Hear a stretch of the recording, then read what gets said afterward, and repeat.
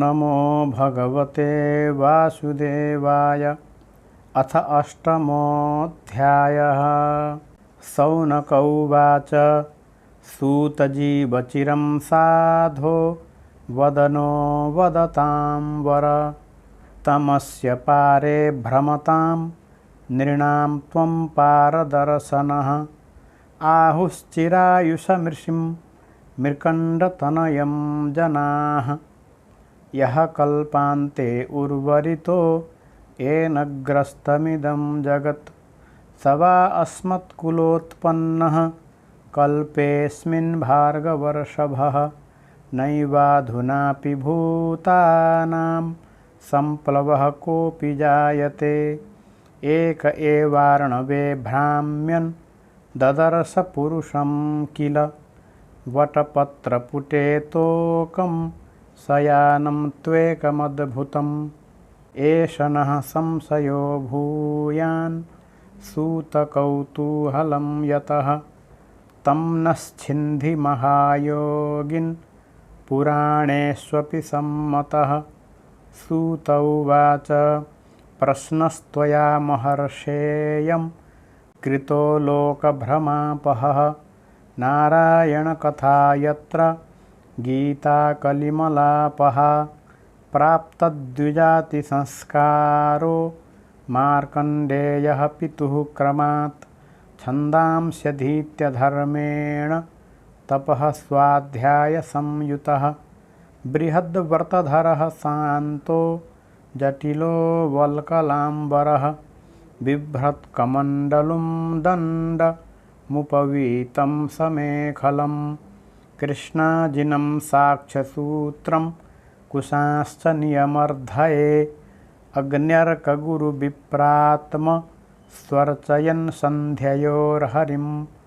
सायं प्रातः स गुरवे भैक्षमाहृत्य वाग्यतः। बुभुजे गुरुवनुज्ञातः सकृन्नो चेदुपोषितः। एवं तपः स्वाध्यायपरो वर्षाणामयुतायुतम्। आराधयन् हृषीकेशं जिज्ञे मृत्युं सुदुर्जयं। ब्रह्माभिर्गुरुभवो दक्षो ब्रह्मपुत्राश्च ये परे। निर्देवपितृभूतानि तेनासन्नतिविस्मिताः। इत्थं बृहद्व्रतधरस्तपः स्वाध्यायसंयमैः। दध्यावधोक्षजं योगी ध्वस्तक्लेशान्तरात्मना। तस्यैवं युञ्जतश्चित्तं महायोगेन योगिनः। व्यतीयाय महान् कालो मन्वन्तरषडात्मकः। एतत्पुरन्दरो ज्ञात्वा सप्तमेऽस्मिन् किलान्तरे। तपो विशङ्कितो ब्रह्मन् नारेभे तद्विघातनं। गन्धर्वाप्सरसः कामं वसन्तमलयानिलौ। मुनये प्रेषयामास रजस्तोकमदौ तथा। ते वै तदाश्रमं जग्मुर्हिमाद्रेः पार्श्व उत्तरे। पुष्पभद्रा नदी यत्र चित्राख्या च शिला विभो। तदाश्रमपदं पुण्यं पुण्यद्रुमलताञ्चितं। पुण्यद्विजकुलाकीर्णं पुण्यामलजलाशयम्। मत्तभ्रमरसङ्गीतं मत्तकोकिलकूजितं। मत्तबर्हिनटाटोपं मत्तद्विजकुलाकुलं। वायुः प्रविष्ट आदाय हिमनिर्झरसीकरान्। सुमनोभिः परिष्वक्तो ववावुत्तम्भयन् स्मरम्। उद्यच्चन्द्रनिशावक्त्रः प्रवालस्तम्बकालिभिः। गोपद्रुमलताजालैस्तत्रासीत् कुसुमाकरः। अन्वीयमानो गन्धर्वैर्गीतवादित्रयूथकैः। अदृश्यतात्तचापेषु स्वः स्त्रीयूथपतिः स्मरः। हुत्वाग्निं समुपासीनं ददृशुः शक्रकिङ्कराः मीलिताक्षं दुराधर्षं मूर्तिमन्तमिवानलं न नृतुस्तस्य पुरतः स्त्रियोऽथो गायका जगुः मृदङ्गवीणापणवैर्वाद्यं चक्रुर्मनोरमं सन्दधेस्त्रं स्वधनुषि कामः पञ्चमुखं तदा मधुर्मनोरजस्तोक इन्द्रभृत्या व्यकम्पयन् क्रीडन्त्याः पुञ्जिकस्थल्याः कन्दुकैः स्तनगौरवात् भृशमुद्विग्नमध्यायाः केशविस्रंसितस्रजः इतस्ततो भ्रमदृष्टेश्चलन्त्या अनुकन्दुकं वायुर्जहार तद्वासः सूक्ष्मं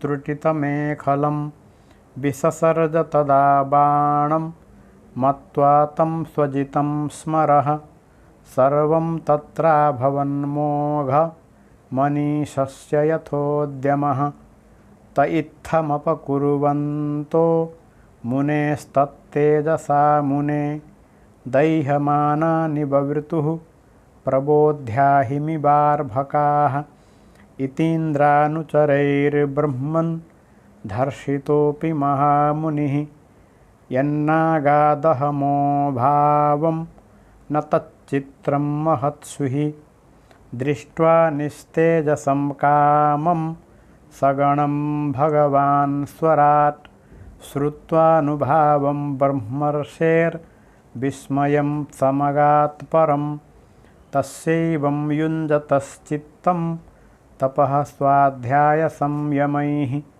अनुग्रहायाविरासीन् नरनारायणो हरिः तौ शुक्लकृष्णौ नवकञ्जलोचनौ चतुर्भुजौ रौरववल्कलाम्बरौ पवित्रपाणि उपवीतकं त्रिवृत् कमण्डलुं दण्डमृजुं च वैणवं पद्माक्षमालामुतजन्तुमार्जनं वेदं च साक्षात् तप एव रूपिणौ तपत्तडिद्वर्णपिशङ्गरोचिषा प्रांशु दधानौ विबुधर्षभार्चितौ ते वै भगवतो रूपे नरनारायणावृषि दृष्ट्वोत्थायादरेणोच्चैर्ननामाङ्गेन दण्डवत् स तत्सन्दर्शनानन्द निर्वृतात्मेन्द्रियाशयः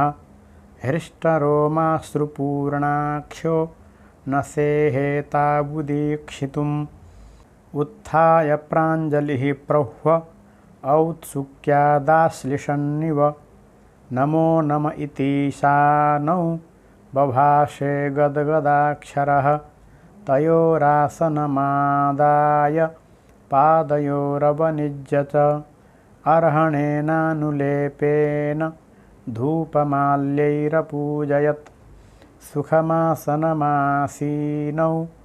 प्रसादाभिमुखौ मुनि पुनरानम्य पादाभ्यां गरिष्ठाविदमब्रवीत् मार्कण्डेय उवाच किं वर्णये तव विभो यदुदीरितोऽसुः संस्पन्दते तमनुवाङ्मन इन्द्रियाणि स्पन्दन्ति वै तनुभृतामज सर्वयोश्च स्वस्याप्यथापि भजतामसि भावबन्धुः मूर्ति इमे भगवतो भगवंस्त्रिलोक्याः क्षेमाय तापविरमाय च मृत्युजित्यै नानाबिभर्ष्य वितुमन्यतनूर्यथेदं सृष्ट्वा पुनर्ग्रससि सर्वमिवोर्णनाभिः तस्या वितुः स्थिरचरेसि तुरङ्घ्रिमूलं यत्स्थं न कर्मगुणकालरुजः स्पृशन्ति यद्वै स्तुवन्ति निनमन्ति यजन्त्यभीक्षणं ध्यायन्ति वेदहृदया मुनयस्तदाप्त्यै नान्यं तवाङ्घ्र्युपनयादपवर्गमूर्तेः क्षेमं जनस्य परितोभिय ईश विद्मः ब्रह्मा बिभेत्यलमतो द्विपरार्धधिष्ण्यः कालस्य ते किमुत तत्कृतभौतिकानां